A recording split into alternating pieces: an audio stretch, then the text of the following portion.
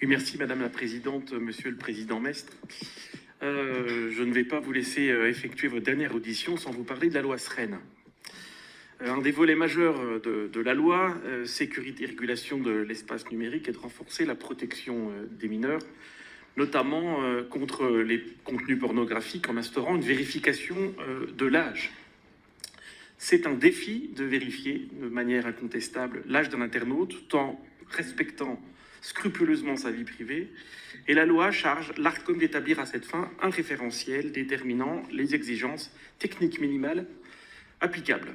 Vous aviez lancé à ce propos une consultation publique sur les normes envisagées. Quelles sont les conclusions de cette consultation? Où en êtes-vous de l'élaboration de ce référentiel? Quelles sont les solutions techniques envisagées?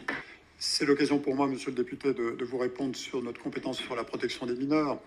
Ce chantier de la protection des mineurs à l'égard des sites pour adultes est un chantier particulièrement complexe. Il y avait, comme vous le savez, une première loi de 2020 sur les violences conjugales qui nous a donné des compétences en la matière que nous avons utilisées, donc mise en demeure de ces sites et demande de mesures de blocage au juge judiciaire. Il y a une deuxième procédure qui est pendante, sur laquelle on devrait avoir, je pense, un jugement ce mois-ci, à l'initiative des associations de protection de l'enfance qui demandent également des mesures de blocage de ces sites.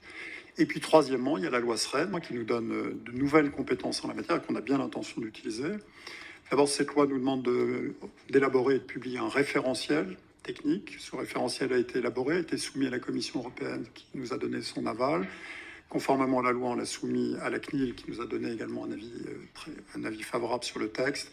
Et sans dévoiler le secret, il n'est pas exclu qu'on adopte définitivement ce référentiel demain et qu'il soit rendu public dans la foulée. La loi prévoit ensuite un délai de 3 mois après la publication de ce référentiel. Et ensuite, nous pourrons entrer dans les procédures de mise en demeure des sites et de blocage, puisque la loi SREN nous donne une compétence d'ordonner nous-mêmes le blocage, comme pour le piratage. Et voilà. Mais on aura probablement quelques épisodes de contentieux en la matière.